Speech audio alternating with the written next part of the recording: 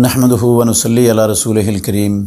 मुसलमान जब फ़ौत हो जाता है तो रसूल मुकर्रम सल्लल्लाहु अलैहि वसल्लम ने उसे गुस्ल देने का हुक्म दिया है, और ये जिस चीज़ का रसूलुल्लाह सल्लल्लाहु अलैहि वसल्लम हुक्म दे दें वो काम फ़र्ज़ हो जाता है, सिवाय मुहरिम शख्स के। अगर वो फ़ौत हो जाता है तो उसको खुशबू नहीं लगानी और उसका सर नहीं डांपना, बाकी गुस्ल उसको भी दे सकते हैं।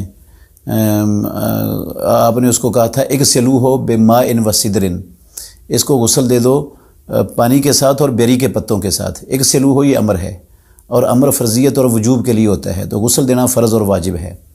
तो गुस्ल में गुस्ल का तरीका जो है ना उसको अच्छी तरह ज़हन में रखें। ये सियासता की तमाम किताबों में उम्मे अतिया रज़ी अल्लाह अन्हा की हदीस है, ये सारी तफसील उस हदीस के अंदर से मिल जाएगी जो मैं बयान करने लगा हूँ। बुखारी में भी है, मुस्लिम में भी है, अबू दाऊद, तिरमिज़ी, नसाई, इब्न माजा, सियासता की सारी किताबों में है, किताबुल जनाइज़ के अंदर उम्मे अतिया रज़ी अल्लाह अन्हा की हदीस।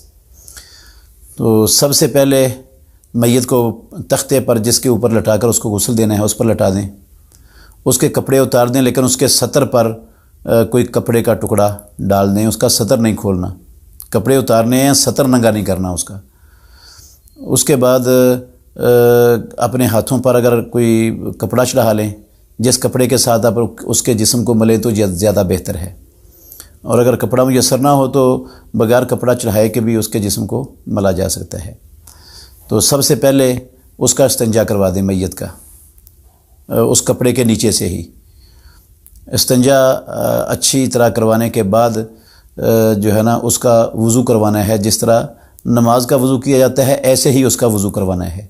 पहले हाथ धोने हैं, फिर उसके मुंह में पानी डालकर फेंक देना है बाहर, फिर नाक में पानी डालकर निकाल देना है, फिर चेहरा धोना है, फिर दायां हाथ धोना है, फिर बायां बाजू धोना है, दायां बाजू और बायां बाजू, फिर उसके सर का मसा कर देना है, फिर उसके पाँव धो देने हैं, पहले दायां फिर बायां, उंगलियों में खिलाल करना है।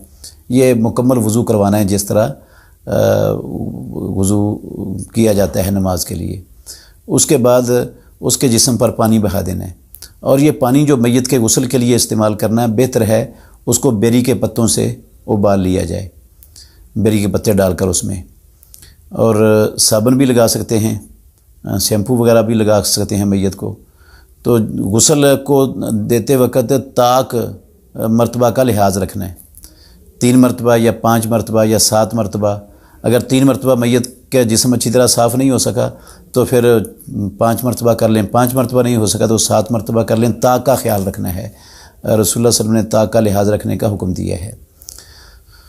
तो आखिरी मरतबा जो पानी डालना है ना उसमें मुश्कपूर, काफूर वो मिला लेना है, और उसके साथ सारे जिस्म को मल देना है और सारे जिस्म पर वो पानी बहा देना है।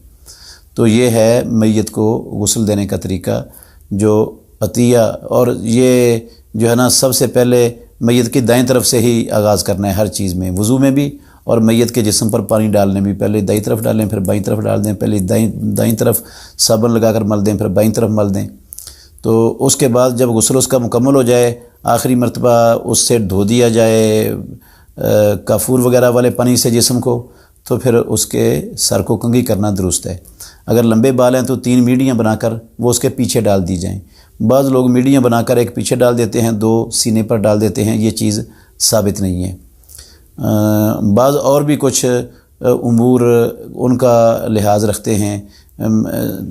ढेले के साथ मैयत का इस्तिंजा करवाना ज़रूरी समझते हैं, जबकि ये ऐसी कोई बात किताब व सुन्नत में नहीं है, कोई ज़रूरी नहीं है, कोई लाजमी नहीं है ये। तो कई लोग जो है ना वहाँ पर जहाँ मैयत को गुस्ल दिया होता है वो चिराग जलाते हैं 2-3 दिन तक, शमें जलाते हैं, कोई और इस तरह के काम करते हैं। इन कामों में से कोई काम भी रसूल मुकर्रम सल्लल्लाहु अलैहि वसल्लम की सुन्नत से साबित नहीं है। मैयत के कपड़े नहीं धोते जो उतारे होते हैं, कि जब तक कपड़े ना धो जाएं उस वक़्त तक मैयत को अज़ाब नहीं होता, ये ऐसी कोई बातें नहीं, ये सारी मुँह की बनाई हुई बातें हैं, इनका दीन से ताल्लुक़ नहीं है। तो मैयत को गुस्ल दिया है और गुस्ल का पानी जहाँ जाता है जाने दें। वो ज़रूरी नहीं है कि उसको आप किसी गड्ढे में डालें, वो ज़मीन के अंदर जज़ब हो, वो अगर वाशरूम में भी चला जाए, नाली में भी चला जाए तो इससे कोई फ़र्क नहीं पड़ता है।